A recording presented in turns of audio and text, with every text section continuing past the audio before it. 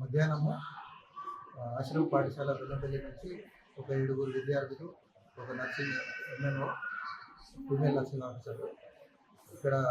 అబ్బో, ఇక్కడ కేజీ చీరలు కొంటే 1/2 కేజీ చీరలు ఫ్రీ అంట. మంగళ్య షాపింగ్ మాల్, కేజీల్లో సేల్, టన్నుల్లో ఆనందం.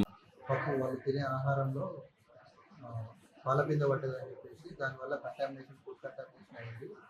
ఒక 7 పిల్లలను ఆ నర్సింగ్ ఆఫీసర్కి వామిటింగ్స్, కడుపు నొప్పితో వచ్చి అడ్మిట్ అవ్వడం జరిగింది మన ఏరియా హాస్పిటల్లో. నిన్నటి నుంచి వాళ్ళని ఇక్కడ అబ్జర్వేషన్లో పెట్టుకున్న కండిషన్ అందరికీ స్టెబిలైజ్ అయిపోయింది. ఈరోజు డిశ్చార్జ్ చేయడం జరుగుతుంది.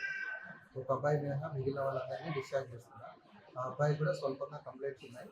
దాన్ని కూడా క్లారిఫై చేసుకోవడానికి ఇన్వెస్టిగేషన్ చేయించి అవన్నీ కూడా నార్మల్ ఉంటే దాన్ని కూడా డిశ్చార్జ్ చేసి పంపిస్తున్నాను. ఓకే.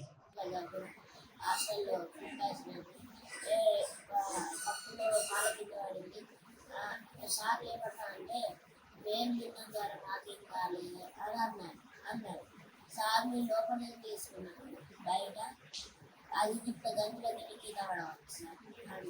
ఒక కచ్చింది అందరూ ఫస్ట్ తిన వారికి చేసాడు. కరెక్ట్ టీచర్ కరెక్టే ఇట్లా వేసిన తర్వాత అక్క ఏమైంది ఏం పడ్డా చెప్పరా, కూరలు ఏం పడ్డా చెప్పరా ఇలా చెప్పాడు.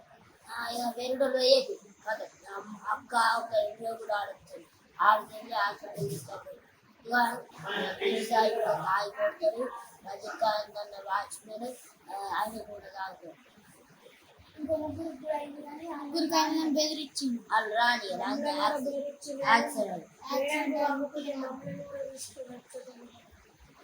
మేడం కాకపోతే మమ్మల్ని కూడా తీసుకొచ్చి